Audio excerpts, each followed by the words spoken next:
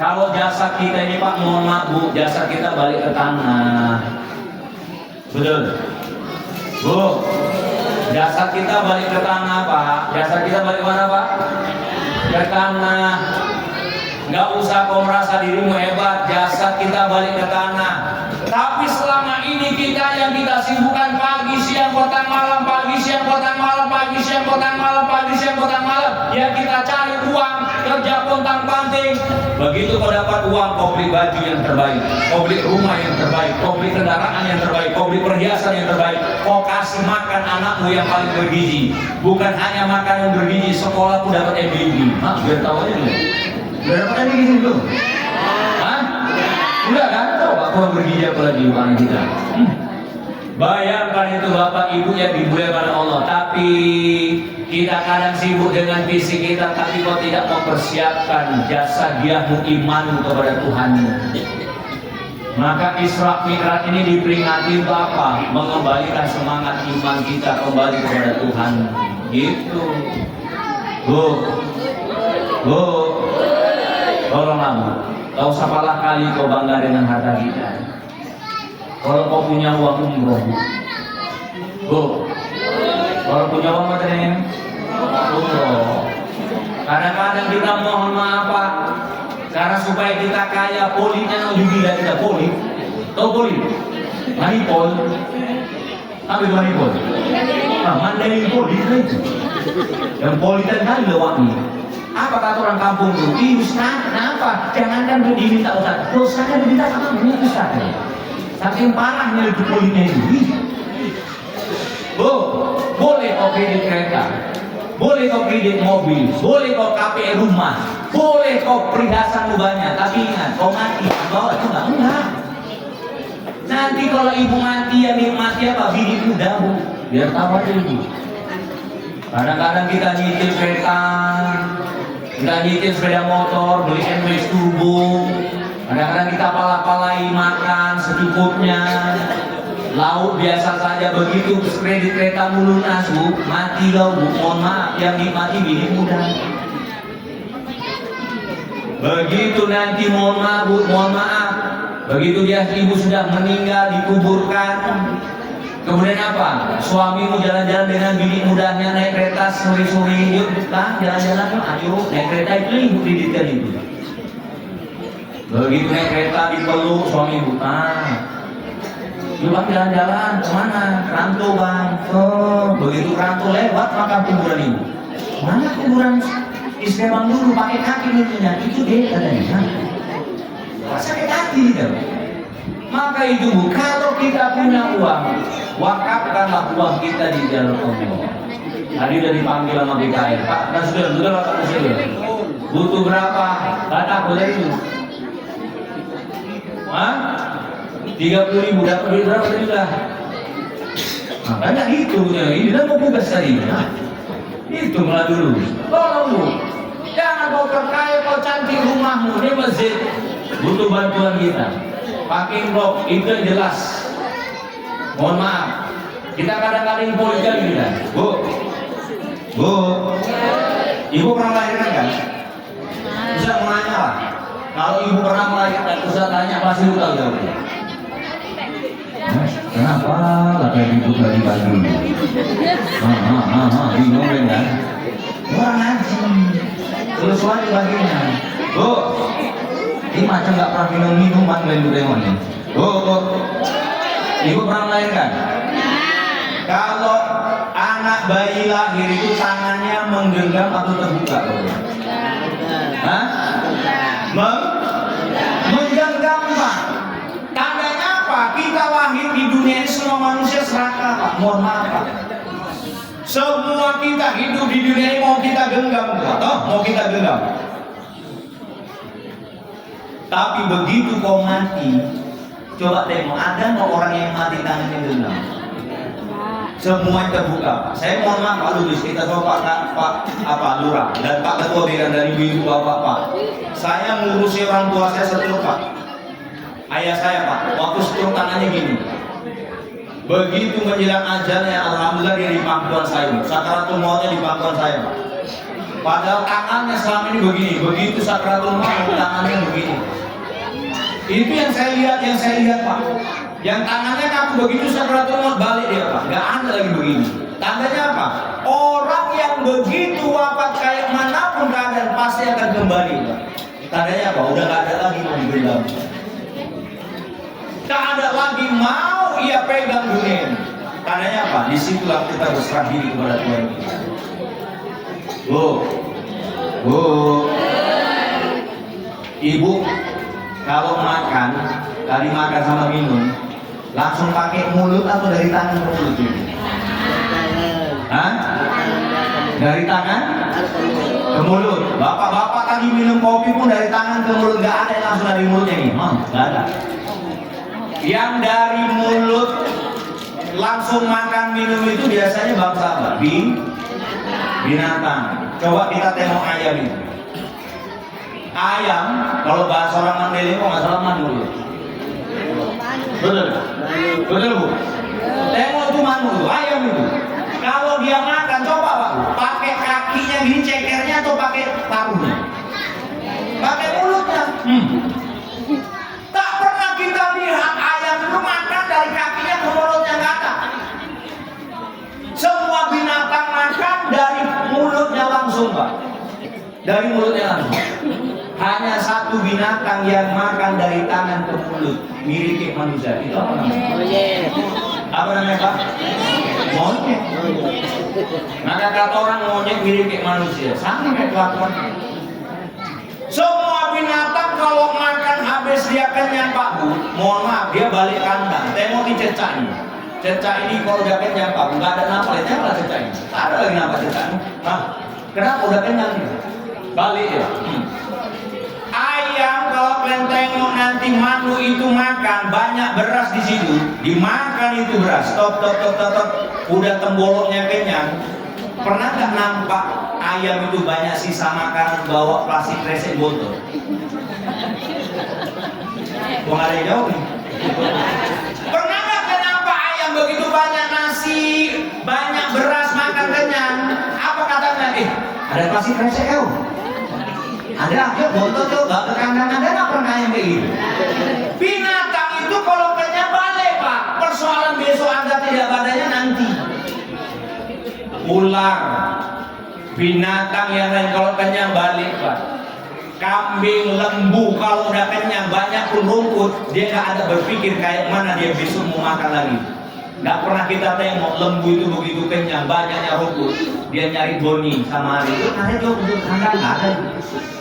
Binatang apa kalau kenyang bontot itu? Coba jawab. Bu, binatang apa kalau udah kenyang dia bontot ya? Monyet. Begitu dia makan, kok kanan kiri pegang, taruhkan sini, lari. Jangan sampai begini monyet. Halo bis, santai Pak bis.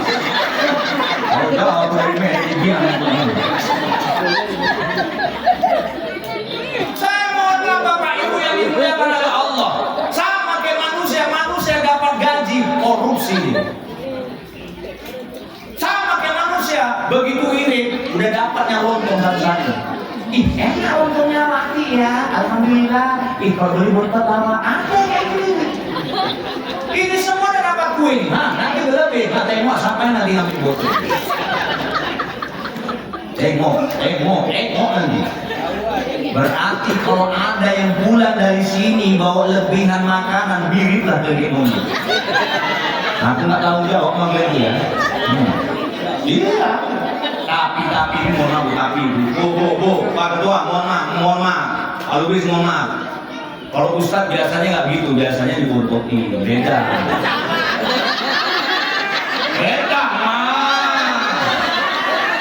Kalau aku dapat panas sujon ada nggak lebih? Aku kayak monyet.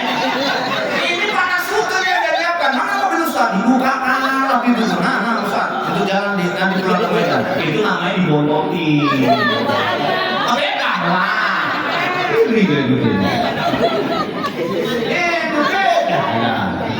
Bu, Pak, jangan pikir kita, jangan poin kali kita ini jadi orang.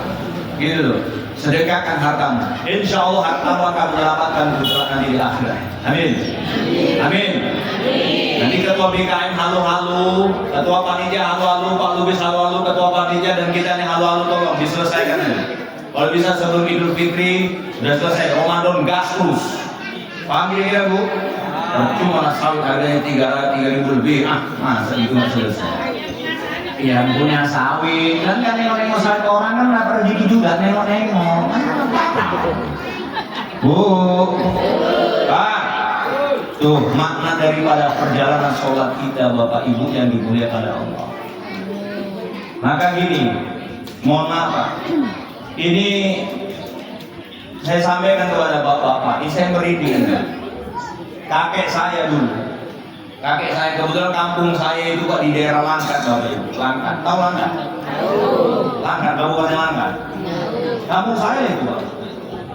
Dulu asal setiap subuh, saya masih kecil, mohon maaf, oma saya yang paling cerewet itu, paling cerewet. Asal pagi-pagi dibangunkan, nak ke masjid. Itu masih SD Pak. Begitu saya pulang ngangon lembu, kami anak-anak kampung kan biasa pelihara lembu itu diletak, karena lembu itu kami temoki dan kemudian pulang itu kami masukkan ke rumah, biasa sebelum maghrib. Itulah umat kami itu luar biasa, ya Allah, teringat kali sama umat. Disiplin betul dia dengan anaknya, sholat disuruhnya.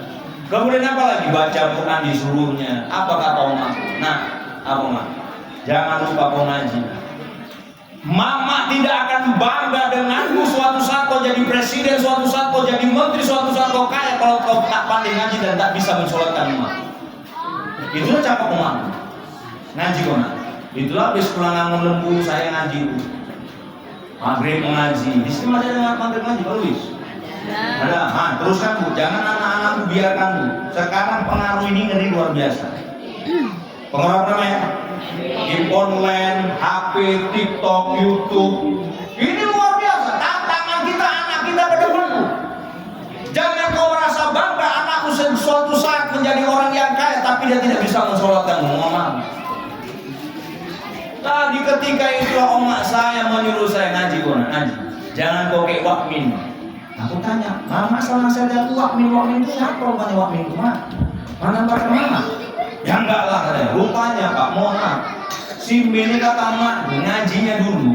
Kita kan ngaji dulu nggak kayak ngaji sekarang. Ngaji dulu mengeja Pak. Alif dan ta, alif bawah i, alif depan dibaca.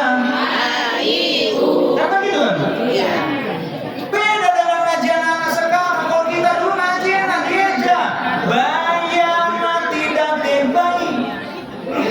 Nuda tengah mati depan pun dibaca. Kan enak itu. Anak-anak sekarang malah kayak gitu.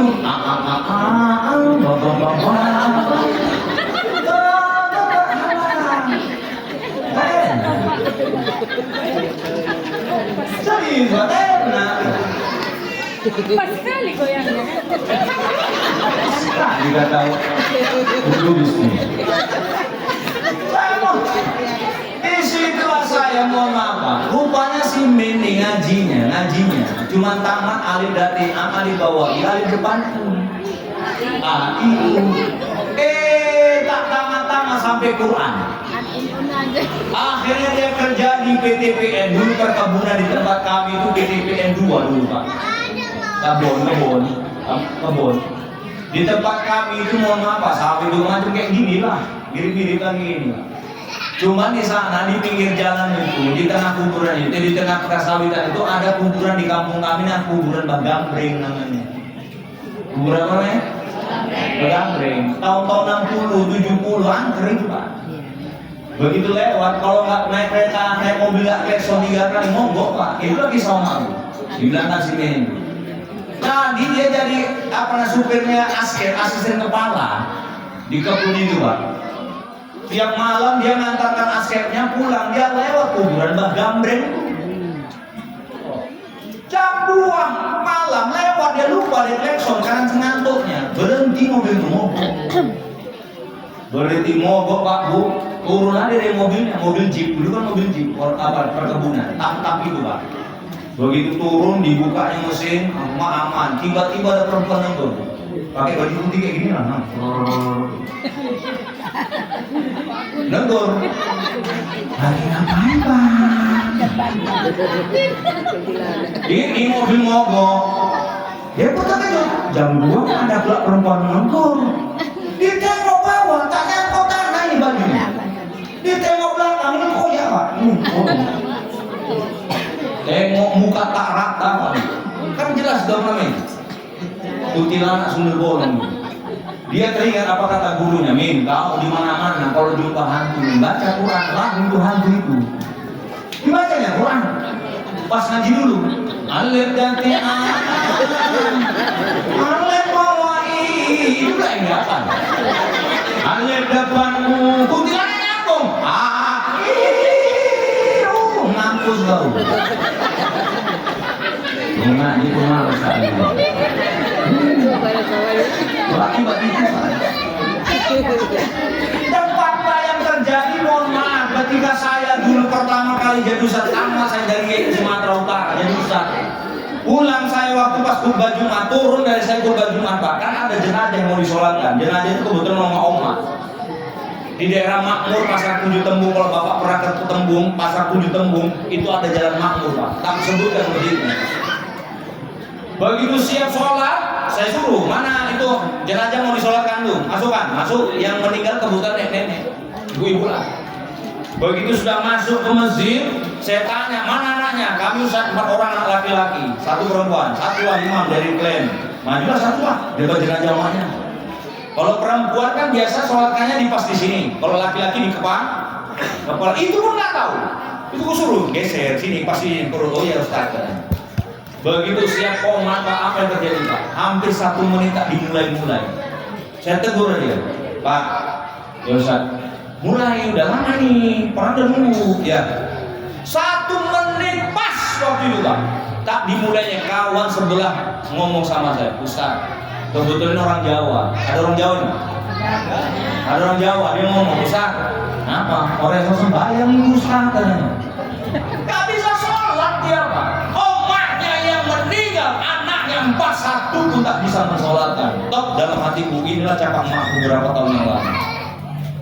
Dan itu fakta Pak, bukan ecek-ecek.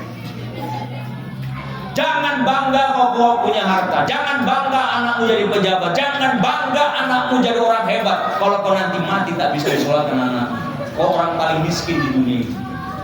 Understand? Bu, understand Bu? Ajari anak-anak. Datangkan anak-anak untuk masjid. Jangan bangga kita sholat di masjid tapi anakmu tidak pernah mengisi masjid. Karena ke depan itu bukan siapa diri kita, tapi siapa anak-anak kita yang akan mengisi masjid. Inilah peringatan Islam. Maka Bapak Ibu, Bu, Pak, Nabi Muhammad Isra Mi'raj, kata Ustaz menjelaskan apa? Isra Mi'raj itu tahun duka. Kok tahun duka pula?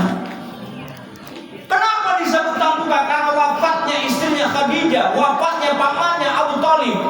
Mohon maaf, Muhammad tidak pernah menunjukkan dukanya kalau seandainya istrinya meninggal, pamannya meninggal. Mohon maaf Bapak Ibu.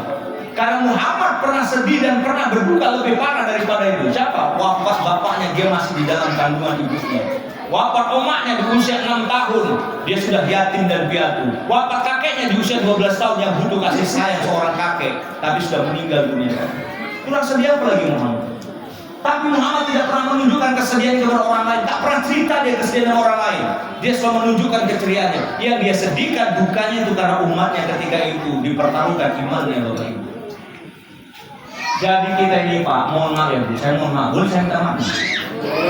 Pak, boleh saya minta maaf? Sesedia